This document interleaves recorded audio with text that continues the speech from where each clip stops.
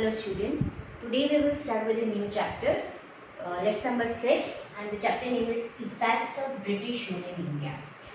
Now in this chapter we will see that when British rules started ruling in India, what was its effects in our country? हमारी country पे उसकी क्या effect है? It is a continuation of lesson number 1 and 4. In lesson number 1, we studied that how British came over here for trading. वो कैसे यहाँ पे trade करने के लिए आए, स्लोली वो ट्रेड करते हुए उन्होंने कैसे यहाँ पे टेरिटरीज को कैप्चर किया. हमने दो बैटल के बारे में पढ़ा. एक था बैटल ऑफ प्लासी और दूसरी थी battle of Buxar. Battle of Plassey इसीलिए हुआ था कि जो 18th सेंचुरी में लास्ट जो औरंगजेब थे उन्होंने क्या किया था कि उन्होंने लास्ट मुगल एम्परर ने ब्रिटिशर को एक ड्यूटी फ्री फरमान दे दिया, एक रॉयल ऑर्डर दे दिया था कि आप यहाँ पे जो भी ट्रेडिंग करें उसमें आपको टैक्स पे नहीं करना है. पर जब औरंगजेब की डेथ हुई तो उनकी जो भी प्रोविजंस थी वो बट गई और एक नवाब बन गए. तो जो भी बंगाल के नवाब थे दे वर अगेंस्ट ऑफ इट और वो नहीं चाहते थे कि ब्रिटिशर यहाँ पे जब ट्रेड करे तो उनको टैक्स तो पे करना ही है. और ऐसे फर्स्ट बैटल ऑफ प्लासी हुई, सेकेंड बैटल हुई बैटल ऑफ बक्सर, जिसमें फाइनली मुगल रूल एंड हो गया, नवाब्स एंड हो गए.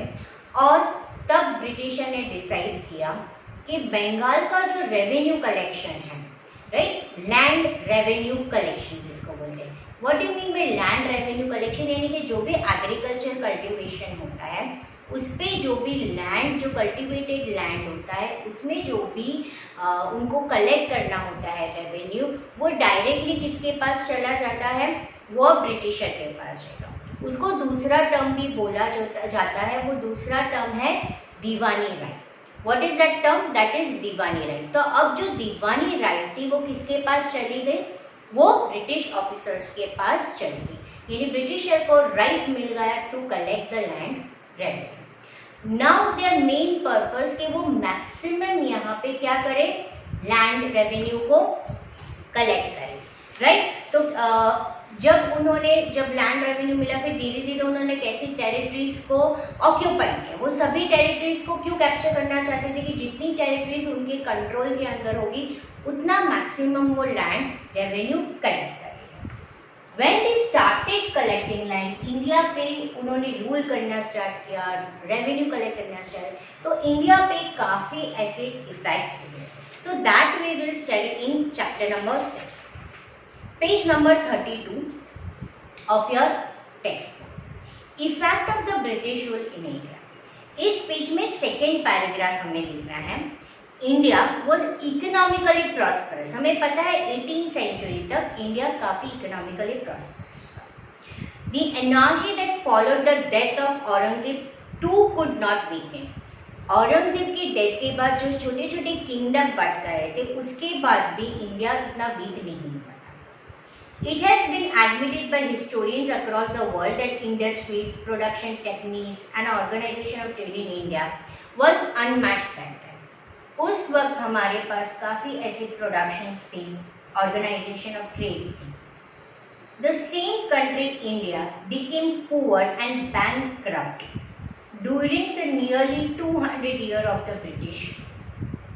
तो इट इज़ बिलीव्ड दैट ये सेम कंट्री जो काफ़ी प्रॉस्परस थी टिल 18th सेंचुरी, वो पुअर और बैंकक्रप्ट हो गई nearly 200 years of the British.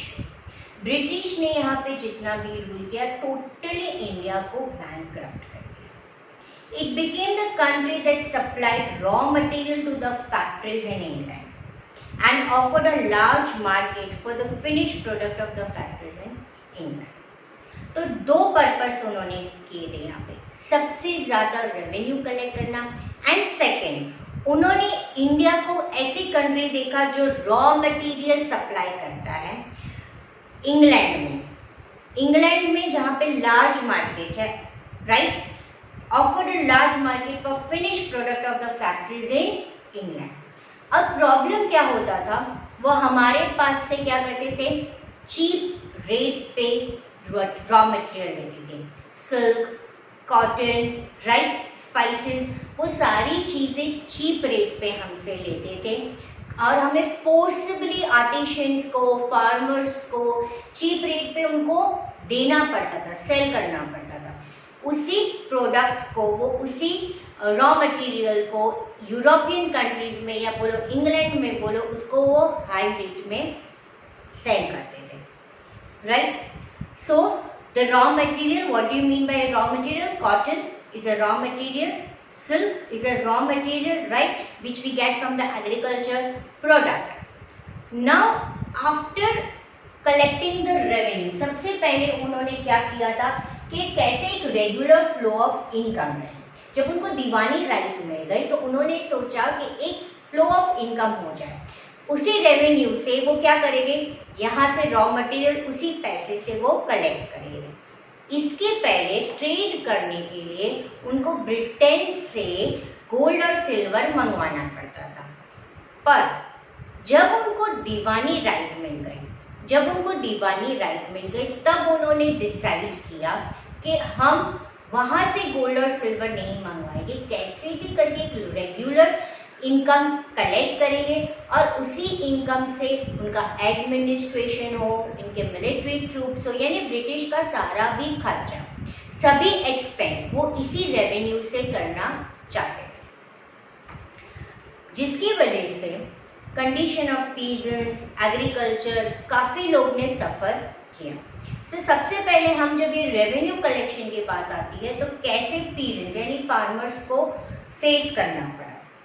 Page number 32, conditions of peasants and agriculture during the British rule. Now British got a new opportunity to increase their income, right? After the acquisitions of Diwani right, that is right to collect the land revenue of Bengal, Bihar and Orissa. 3 territories को उनको right मिल गई। इसके बाद उनको एक अच्छी opportunity मिल गई उनकी इनकम इंक्रीज करने की, जिसकी वजह से वो पीजेंट्स को एक्सप्लॉइट करना शुरू किया to earn more and more revenue. They started exploiting peasants to earn more revenue, due to which peasants became poor.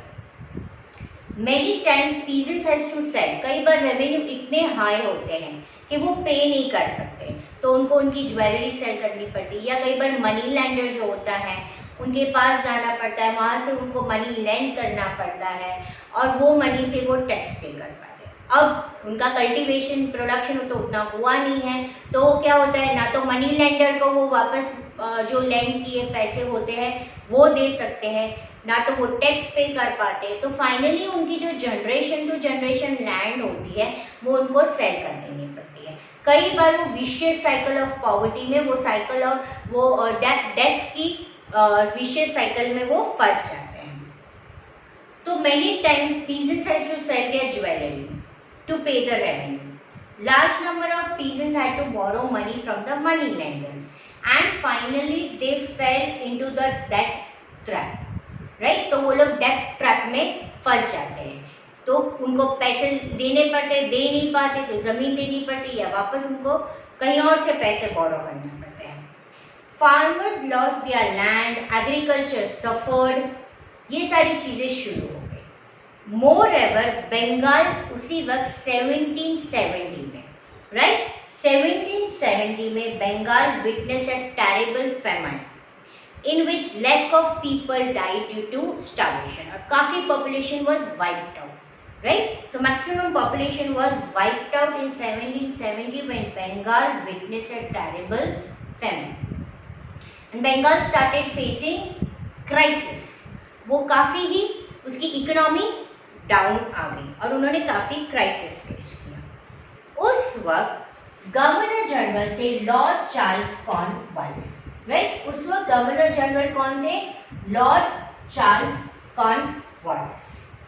Governor general Lord Cornwallis, उन्होंने परमानेंट सेटलमेंट एक्ट शुरू किया। किसके लिए शुरू किया? To collect the revenue, for the collection of revenue. Now what was this settlement? As per this act company ने एक fix revenue fix कर दिया था पूरे साल का, राइट, उसको वो रिवाइज नहीं कर सकते थे, फ्यूचर में उसको इंक्रीज नहीं कर सकते। कंपल्सरी हर एक पर्सन को इतना रेवेन्यू पे करना है। ये काम उन्होंने क्या दिया था, जो उस एरिया के राजास थे उनको जमींदार अपॉइंट किया और उनका काम था कि जाके वो फार्मर से रेवेन्यू कलेक्ट करे और कंपनी ऑफिशियल को वो पे करे। As per this act company fix the revenue on a annual basis. The zamindar यानी जो लैंडलॉर्ड होते थे उनको एक राइट दे दिया कि आप वो पर्टिकुलर लैंड के रेवेन्यू को कलेक्ट कर सकते हो और आपको वो कंपनी को देना है। This act, according to this act, company को लगा कि एक रेगुलर फ्लो ऑफ इनकम रहेगा। But peasant who work so hard, right, जिन्होंने काफ़ी कल्टीवेट में मेहनत की है और वो उतना उनका प्रोडक्शन कई बार नहीं होता था, फिर भी they were forced to pay the revenue. Finally what happened, company ने जो सोचा था वो रेगुलर फ्लो ऑफ इनकम नहीं हुआ और फाइनली कौन सफर हुआ, फार्मर्स। पीजेंट्स पुअर होते गए, वो रेवेन्यू पे नहीं कर पाए सेटलमेंट के वजह से। तो पीजेंट्स एग्रीकल्चर यहाँ पे सफर हुआ। दूसरी ब्रिटिश रूल की वजह से सोशल लाइफ में काफी इफेक्ट हुए, right. We will come to this page number 33 कि कैसे सोशल लाइफ में effect. Now when Warren Hasting was the governor general, right, यहाँ पे जब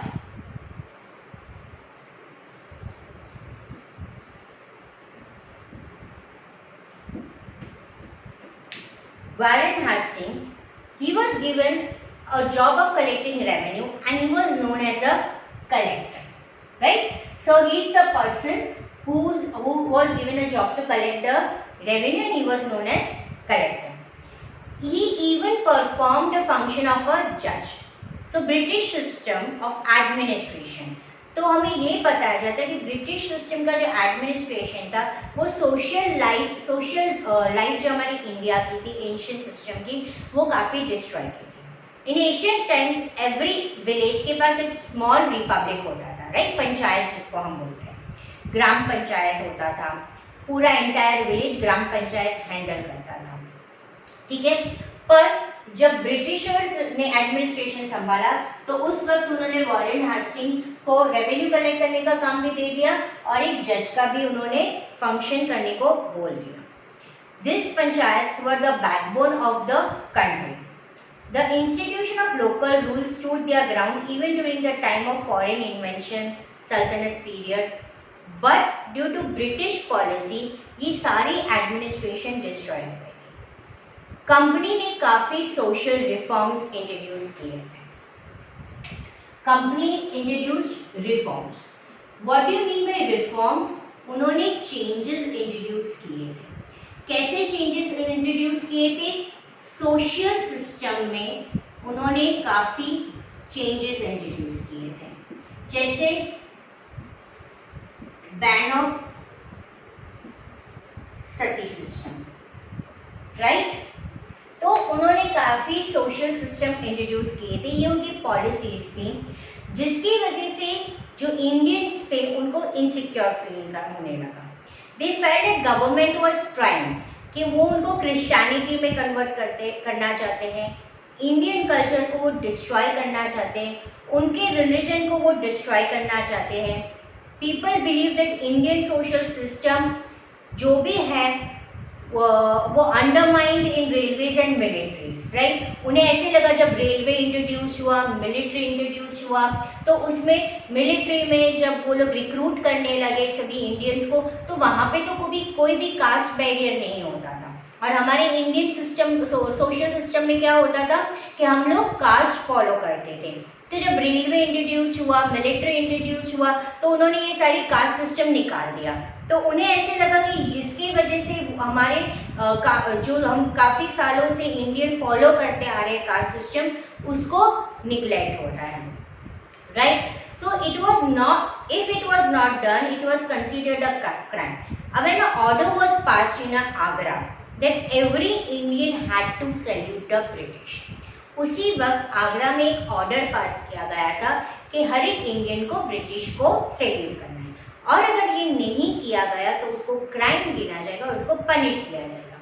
जिसके वजह से भी उस एरिया में काफ़ी लोगों को ब्रिटिश के लिए गुस्सा आया था। क्लियर? तो वी स्टडीड अबाउट टू कि कैसे परमानेंट सेटलमेंट की वजह से पीजेंट्स एग्रीकल्चर सफर हुए, कैसे उन्होंने सोशल लाइफ में जब वॉरेन हास्टिंग ने उनका ग्राम पंचायत के बजाय वो ही जजमेंट देने लगे, उनका इंटरफियरेंस होने लगा, कैसे सोशल सिस्टम में चेंजेस लाए, उनको लगा, इंडियन को लगा, उस वक्त इंडियन पीपल फेल्ट दैट वो हमें क्रिश्चियनिटी में कन्वर्ट कर देंगे। रेलवेज और मिलिट्री के वजह से जो वो social caste system, social system follow करते थे वो नहीं होगा। और आगरा के इंसिडेंट के बाद काफ़ी लोगों को वाइड स्प्रेड, काफ़ी एंगर स्प्रेड हो गया और hatred for the British among the Indians increase होने लगा।